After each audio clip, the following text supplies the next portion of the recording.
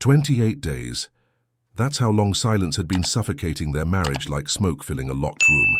Sarah counted each one, marking them in her mind like a prisoner scratching lines on a cell wall. Tonight, though, she refused to be invisible anymore.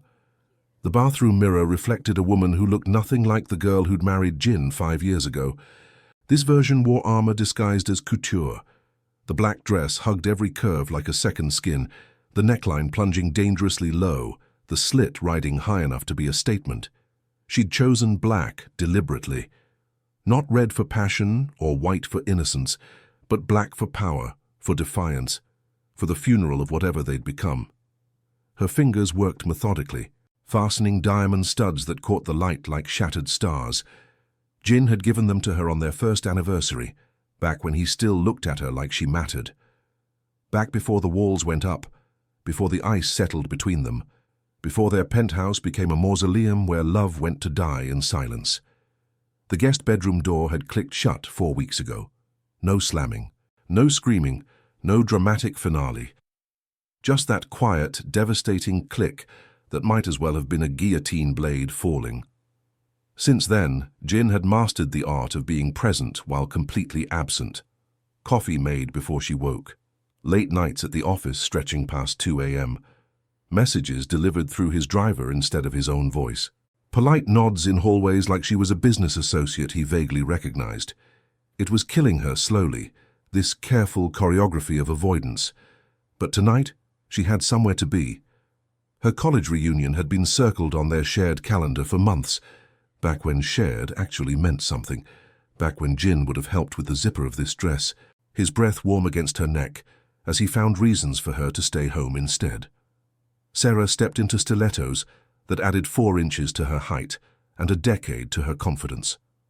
The heels clicked against marble as she descended their grand staircase, each step deliberate, measured. Crystal chandeliers cast fractured light across the foyer, and somewhere deeper in the house, she heard Jin's voice low and controlled, probably on another call that mattered more than she did. But then the voice stopped. She felt it before she saw it, the weight of his attention landing on her like a physical thing. Her hand tightened on the banister, but she kept moving, kept breathing, kept pretending her pulse wasn't racing like she'd run a marathon. "Where the hell do you think you're going?" His voice cut through the silence sharp enough to draw blood. Sarah paused on the bottom step, 1 foot hovering above marble. Slowly, deliberately, she raised her eyes. Jin stood in his office doorway, filling the frame like a storm about to break. Arms crossed, jaw tight, those dark eyes burning with something she hadn't seen in weeks. Fury. Good. At least it was something. "Out," she said simply, stepping down onto solid ground. "My college reunion. It's been on the calendar since March." Like hell. Jin moved then, crossing the distance between them, with that predatory grace that had first pulled her in 6 years ago, back when he was just another law student, with dangerous connections and eyes that promised everything. Before the empire, before the power, before everything got so goddamn complicated, he stopped close enough that she could smell him, cedar and leather and something uniquely him that still made her knees weak even when she wanted to hate him. Close enough to touch, but the air between them crackled with 4 weeks of unspoken rage. "You're not walking out dressed like that," he said, each word precisely controlled. "Not to see a room full of men who'll spend all night trying to get you out of it." Sarah laughed, the sound sharp enough to slice through the tension. "Now you care," she said, tilting her head just slightly. "Now you notice what I'm wearing. That's fascinating, coming from a man who hasn't looked at me in a month. Don't test me tonight, Sarah." His voice was low, warning, but she didn't back down. She stepped forward into his shadow, matching his challenge inch for inch. "Or what?" she asked softly. "You'll go back to your silence? Oh, wait, you've already perfected that." She gave a bitter smile, her words laced with venom and heartbreak. "Tell me, Jin, how exactly will I know the difference this time?" A muscle twitched in his jaw, his eyes sweeping down her body with a dark intensity that made her pulse stumble. When he looked back up, something feral flickered behind his controlled exterior. "Who are you dressing for, Sarah?" "Maybe someone who actually notices I exist," she shot back. Someone who sees me, touches me, someone who doesn't make me feel like a ghost in my own house. The words hit him hard, she could tell. His hands flexed at his sides, as if he were restraining himself from breaking something or someone. But Sarah didn't flinch. She'd already been broken in quieter, slower ways. "You don't mean that," he said, his control starting to fray. "Don't I?" She grabbed her clutch from the foyer table, her movements sharp, deliberate. "You stopped talking to me weeks ago. You won't eat with me, won't sleep in the same room, won't meet my eyes unless you absolutely have to. Forgive me if I'm a little curious what it's like to feel wanted again." She turned for the door, trembling but determined. Her fingers barely brushed the handle before Jin was there, moving like lightning, pinning her gently but firmly against the marble column beside the entrance. The clutch fell to the floor, forgotten. "Don't," he said hoarsely. His voice had lost its icy edge, ragged now, too human. All that careful composure shredding apart. Her breath caught. "Don't what?" she whispered. "Don't leave? Don't make you feel something again? Don't remind you that I still exist?" His forehead pressed against hers, the heat of his body a stark contrast to the cold air between them. His thumb grazed her cheek, rough but trembling. "You were never invisible to me." "Then why," her voice cracked, "have you been treating me like someone you forgot to love?" He exhaled hard, closing his eyes for a moment, and when he opened them again, the fury had faded into something raw. "Because I heard you, Sarah, on the phone with Hanul." Her chest tightened. "You heard?" His throat worked as he swallowed hard. "You said you felt trapped, that this marriage was suffocating you, that you didn't know how much longer you could stay." The world seemed to tilt. Suddenly the silence made sense. "You heard that," she whispered. "That's why you've been—" She pressed a shaking palm against his chest, feeling the wild beat beneath her hand. "Jin, you didn't hear the rest of that conversation." "I heard enough," he said, voice thick. "I heard my wife tell her best friend she wanted out." "No," she said, shaking her head, tears starting to sting her eyes. "That's not what I meant. Not even close." He let out a shattered laugh, more pain than humor. "Then tell me what you did mean, because I've spent a month trying to prepare myself to lose you." Her heart broke clean in half. "I felt trapped outside your life, Jin. You shut me out, built walls. The more I tried to reach you, the higher they got. I told Hanul I couldn't breathe because you'd gone somewhere I couldn't follow. Not because I wanted to leave, because I didn't know how to get you back." He froze. The storm behind his eyes faltered, replaced by disbelief. "What?" "Every time I tried to talk, you deflected. Every time I wanted us back, you disappeared into your empire, pretending business matters more than us." She stepped closer, so close their words collided with shared breath. "I wasn't running away from you, Jin. I was mourning you." His expression cracked, pain bleeding through power. For a moment, even the feared MAFIA boss looked like a man terrified of losing the only person who truly knew him. Jin stood completely still, his chest rising and falling in uneven rhythm. For the first time in weeks, the mask slipped. She saw it, the anxiety behind his infamous calm, the guilt swimming beneath his control. "I thought I was protecting you," he murmured, voice barely above a whisper. "From what I do, from the ugliness that comes with it."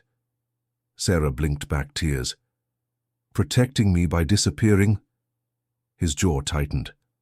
"Things have been escalating with the Busan Syndicate. I didn't want you near that. Didn't want you caught in the crossfire of deals gone wrong or the people who'd use you against me." "So you pushed me away," she said softly, "as if distance could protect me, as if silence could save what's left of us." He reached out like a man touching fire, his hand trembling as it found her cheek. "You don't understand. Every day, I wake up afraid someone will use you to punish me. Every night I lie in that damn guest room imagining what my enemies would do if they knew how much you mean to me." Her breath caught at the admission. "Then why are you saying it like it's something shameful?" His fingers traced the line of her jaw, slow, reverent. "Because I'm not supposed to be this weak, not in my world." "You call that weakness?" she asked. "Loving me?" He gave a bitter half-laugh. "Wanting you this much makes me reckless, and I can't afford reckless. Her voice softened. For you've been punishing both of us out of fear, but I married you knowing exactly who you were, Jin. I never wanted a safe man. I wanted you. All of you. The words landed between them like a lifeline thrown across a storm. The tension snapped. Jin pulled her closer, pressing his forehead to hers again as if grounding himself in the only thing that ever felt real. I was so sure you wanted space, he whispered. So I gave you an ocean. You were drowning me in it, she breathed. We were both drowning. He inhaled sharply, as if the truth itself hurt. Then something inside him broke, quietly, like brittle glass under pressure. I can't lose you, Sarah. Not to distance, not to misunderstanding, not to my own stupidity. Her hand slid over his heart, the rhythm beneath her palm quick and desperate.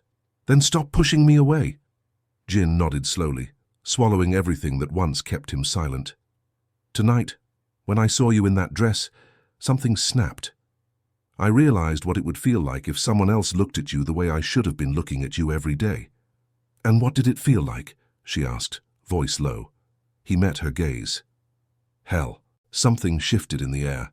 The fury evaporated, leaving need and regret humming between them.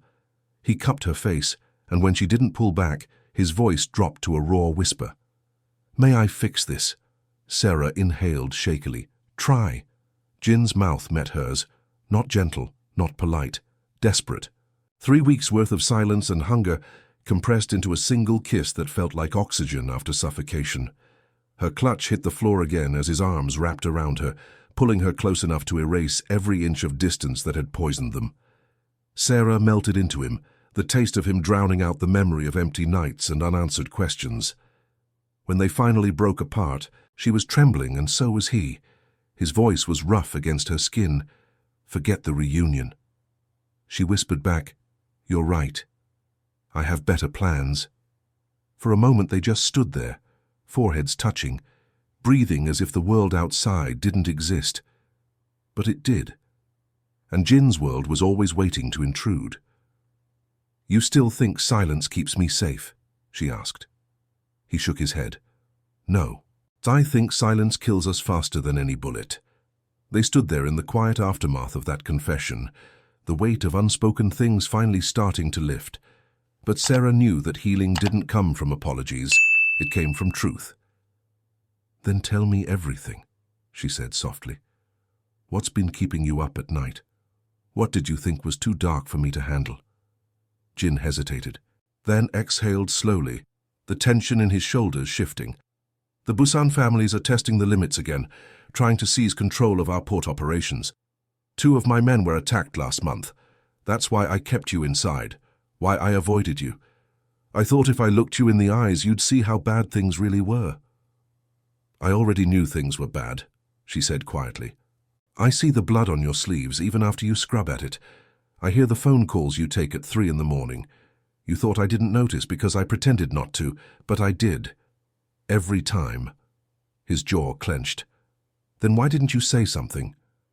Because you wouldn't have told me the truth, she said. You think protecting me means locking me out. But I'm not fragile, Jin. I don't want a husband made of iron. I want one made of honesty. He pressed a hand to his temples, sighing. The look of a man who'd built a fortress around himself only to realize it had become a prison. All I wanted was to shield you from the violence, the politics, the endless chess game I play every day. Marriage isn't a chess game, she said firmly. I'm not your pawn. I'm your partner. Her voice shook, but not from fear, from conviction. And something in those words shattered the last of his restraint.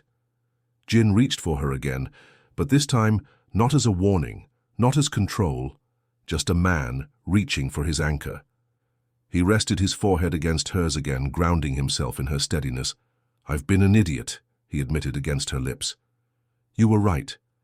Distance didn't protect you, it punished us. Sarah smiled faintly through the ache in her chest. We're both disasters at communication. A small, incredulous laugh escaped him, soft but genuine. That we are. Her hand lifted to the base of his throat, tracing the edge of his tie.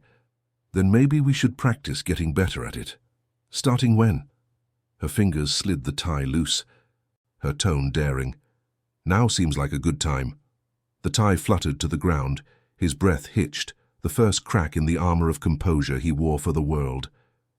"You're playing with fire," he murmured, his voice dipping low, dark. "I married fire," she countered. "I'm not afraid of getting burned." He caught her gaze, eyes darker than before, but softer too. "Then you better be sure, because I don't plan to stop once I start. I'm counting on it," she whispered. And just like that, 4 weeks of distance dissolved in heat and unspoken need. He lifted her effortlessly, her laughter breaking through the tension like sunlight filtering through storm clouds. As he carried her up the staircase toward their bedroom, the real bedroom, not the ghostly guest room he'd abandoned her to, Sarah wrapped her arms around his neck, feeling the steady beat of his pulse beneath her palm. For the first time in weeks, it matched hers. Halfway up, Jin paused, his voice rough. "You know this doesn't fix everything." "I know," she said, "but it's a start." He nodded, a flicker of something like hope crossing his expression. "Then let's start right." When he shouldered open the bedroom door, the familiar scent of her perfume and his cologne mixed in the air like memory. The space looked unchanged, but somehow it felt alive again. Inside their bedroom, everything felt both familiar and foreign. The silk sheets still lay folded as she left them, the books by her nightstand gathering dust from nights spent alone. Jin set her down gently on the edge of the bed, his hands lingering at her waist as if afraid that letting go might pull her back into the distance again. "You were never invisible to me," he said quietly. "Then why did it feel like it?" she asked, voice soft but edged with truth. He brushed her hair back, his thumb tracing the curve of her neck. "Because I thought if I told you everything, every threat, every lie, every body that dropped, you'd finally see me for the monster I've always feared I'd become." "You think I don't know who you are," she murmured. "I see the scars, Jin. I see the sleepless nights, the paranoia you think you hide. What you don't see is that I chose all of it when I chose you." The words stunned him. For a long moment he said nothing, only studied her face like he was relearning it after too long in the dark. "You shouldn't have to live with my choices." "And yet, I already do," she answered. "That's what marriage means, carrying what's heavy together." Her fingers traced a scar along his ribs, one he'd refused to talk about. "You don't need to shield me from the darkness. You just need to stop locking me out of it." He caught her hand, pressing it against his heart. "You trust me with the truth. I'll do the same." "Then tell me," she said. "Tell me about Busan." He hesitated, then admitted.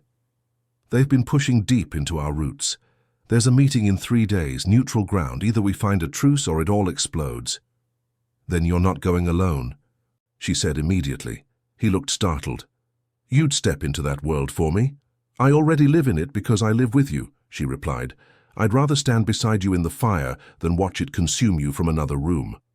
Silence stretched between them, heavy and intimate. Then Jin leaned forward, his voice breaking around the edges. "I don't deserve you." Sarah smiled faintly. "Probably not, but you're stuck with me anyway." That drew a real smile from him, the first one she'd seen in what felt like ages. "God, I've missed you," he murmured, his lips finding hers. This kiss was slower, deeper, nothing like the desperate collision before. It was a promise sealed in warmth and apology. When they broke apart, they were both trembling, not from uncertainty, but from relief.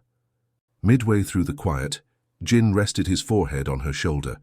"We'll do better," he said. "No more silence. No more pretending we're fine when we're falling apart." "Deal," she said softly. "But if you ever move back into that guest room again—" He cut her off with another kiss, rough with amusement. "Never again." A small laugh escaped her throat. "Good. That room sucks the life out of everything." He chuckled, pulling her closer, until there was no air left between them. The moment felt fragile but real, 2 people rebuilding brick by brick. Then, remembering the half-rehearsed CTA she'd planned earlier for her storytelling audience, Sarah smiled at the camera that wasn't really there.